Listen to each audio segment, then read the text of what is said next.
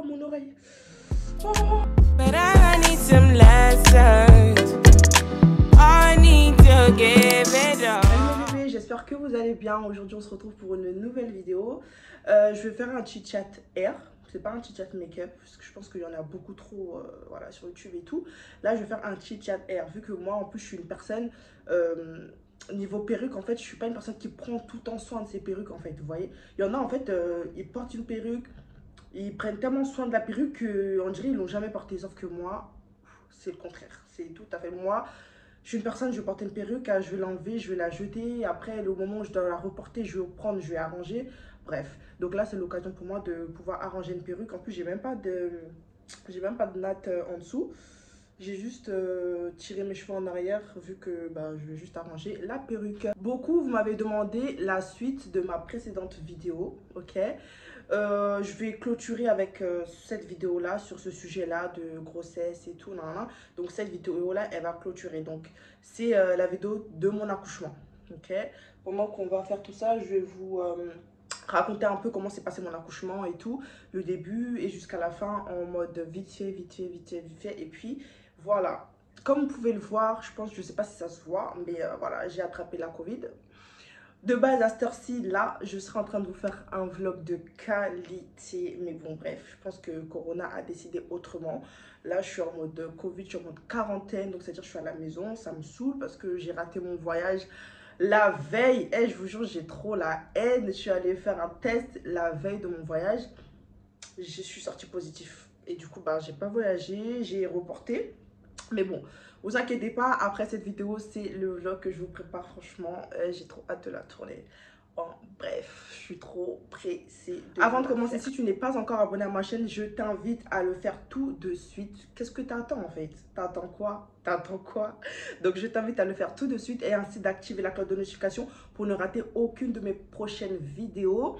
Et le plus important, allez me suivre sur mes réseaux sociaux où je suis le plus actif.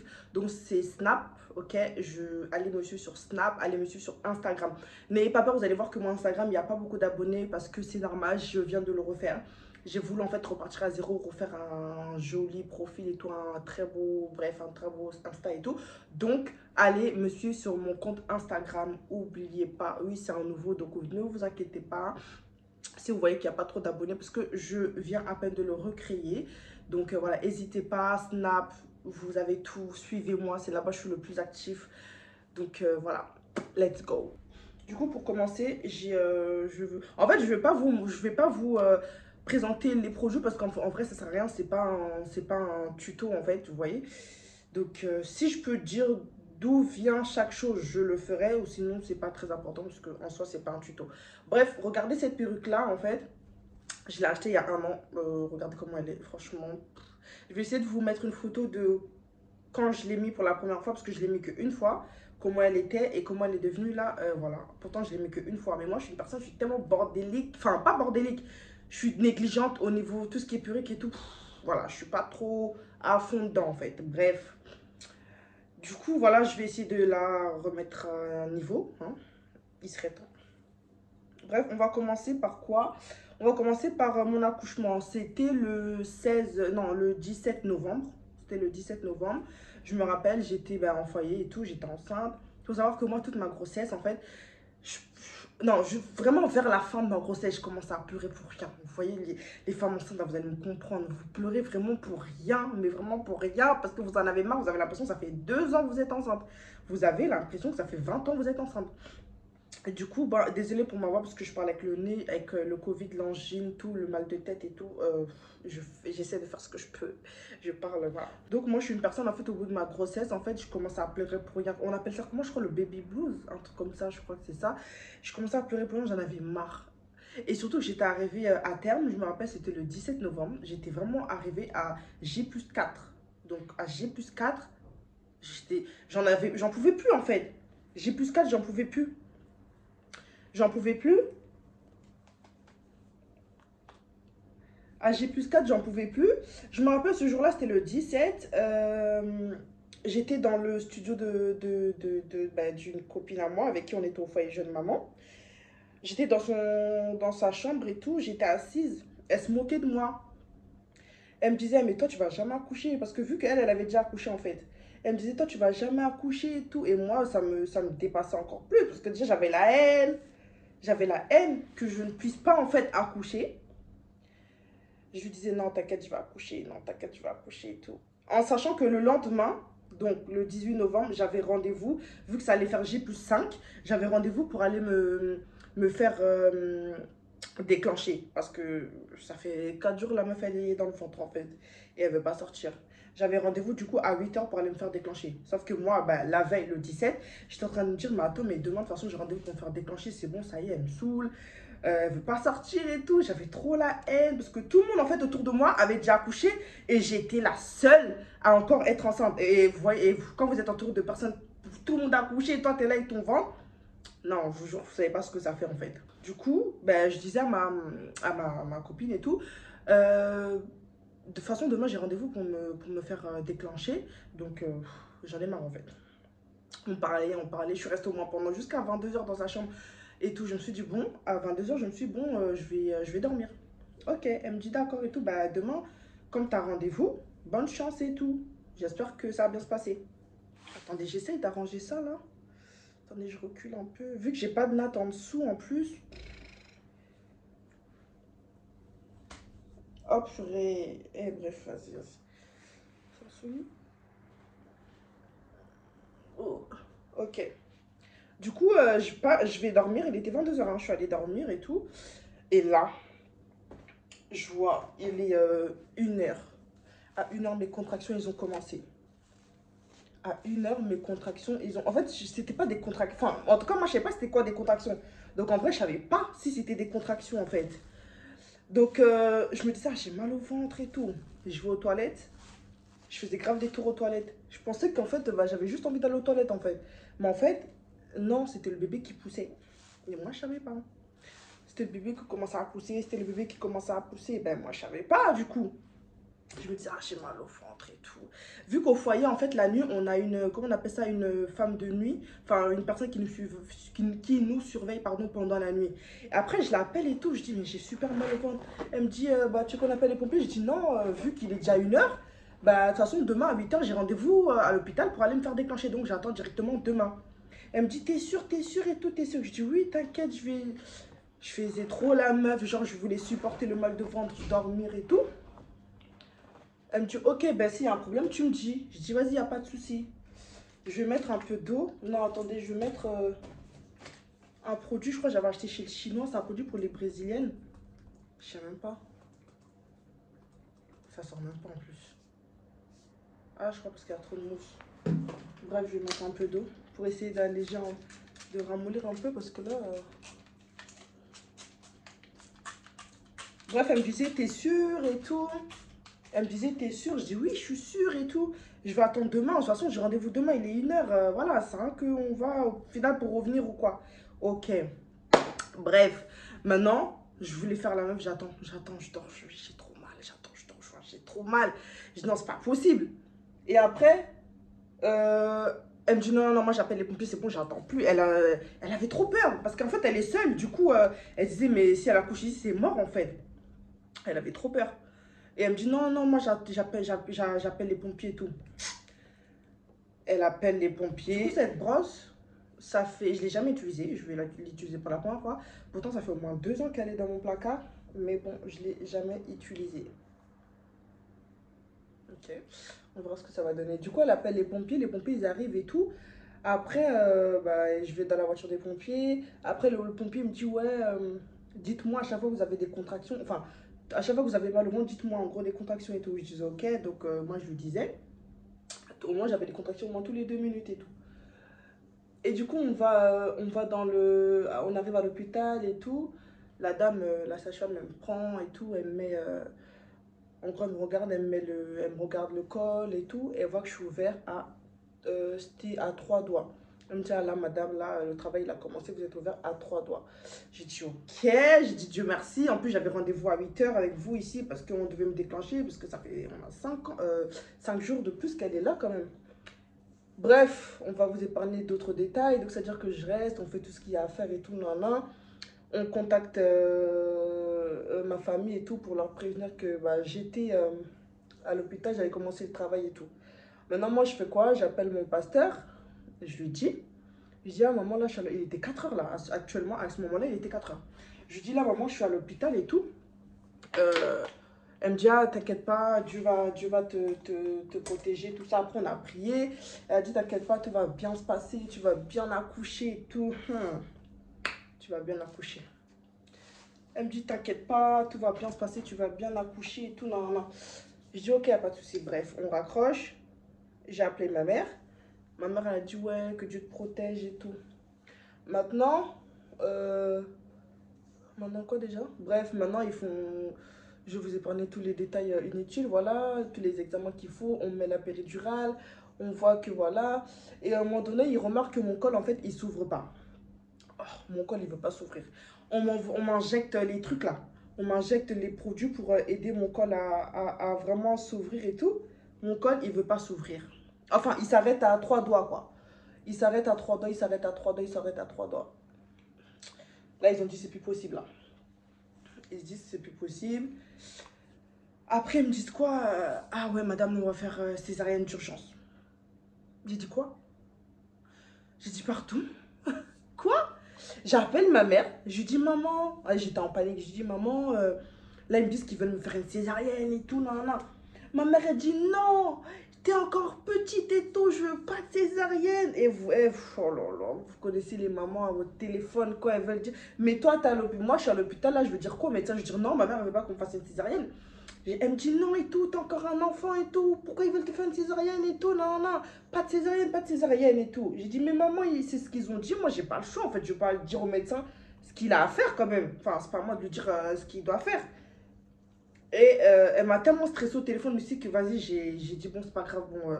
Elle me dit non et tout, non, non, pas de césarienne. Et j'étais en panique. Et vous savez, à ce moment-là, quand ils ont dit qu'ils faisaient la césarienne et tout,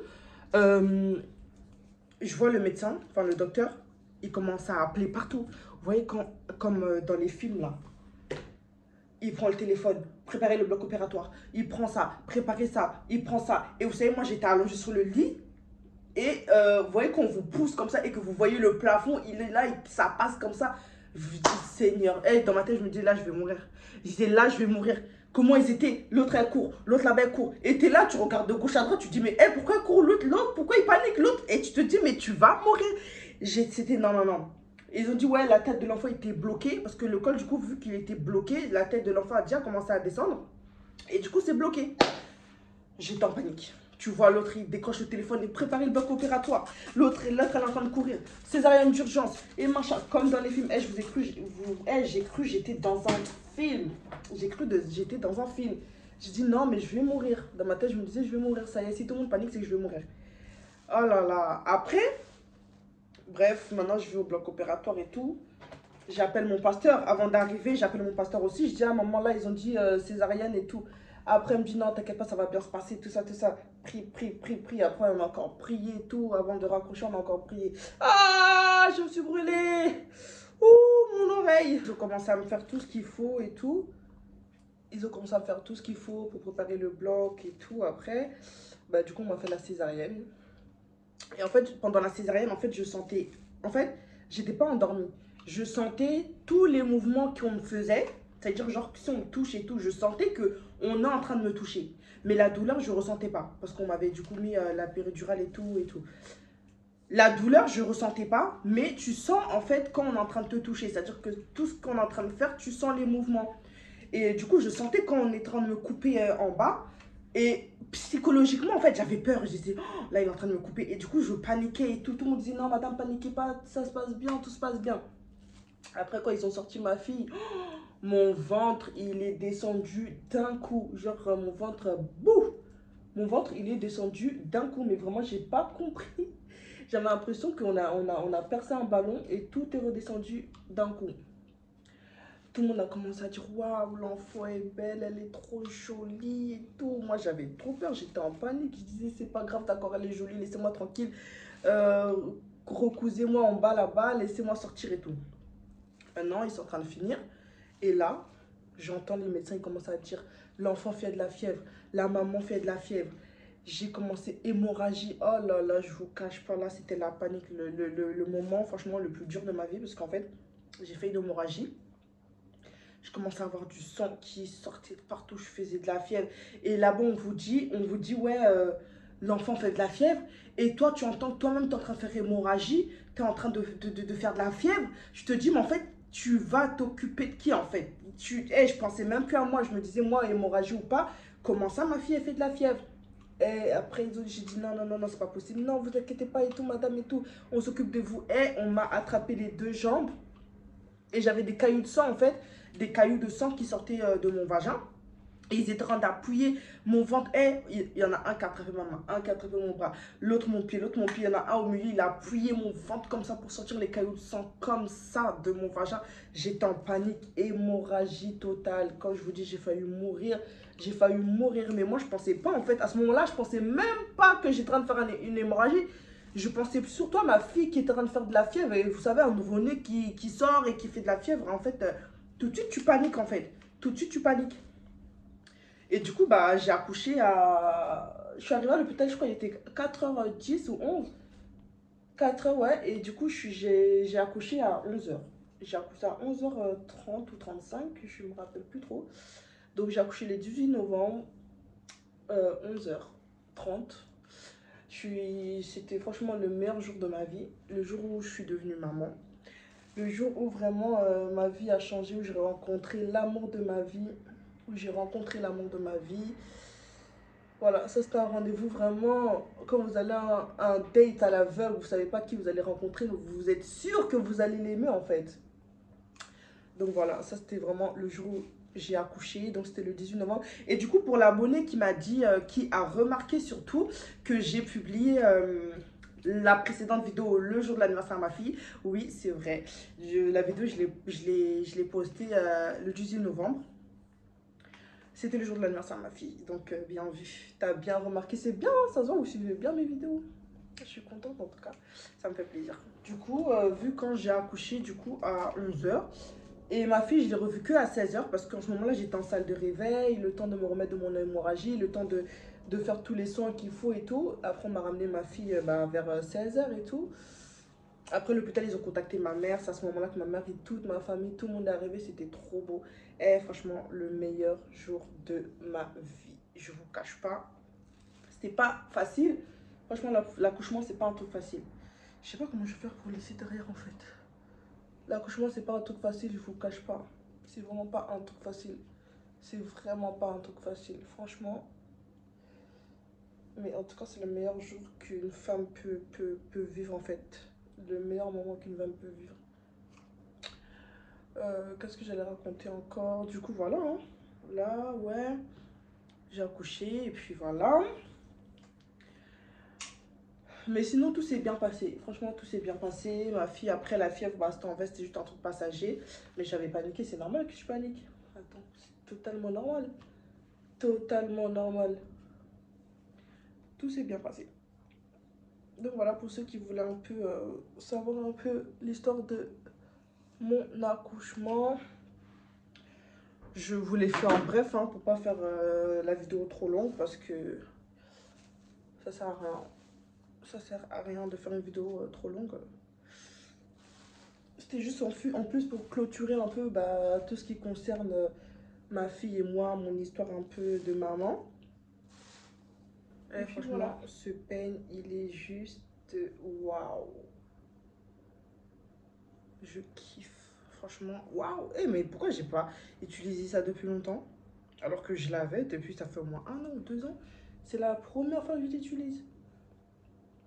Donc voilà, ma petite story time est terminée. J'espère que ça vous a plu. On se retrouve en tout cas la prochaine fois pour d'autres vidéos. Ok. Et merci, merci, merci, merci encore pour ceux qui laissent des commentaires, pour ceux qui s'abonnent à ma chaîne, pour ceux qui laissent des j'aime. Et franchement, vous savez pas comment ça me touche de ouf. Ça me touche, mais vraiment de ouf. Ça me touche de ouf en fait.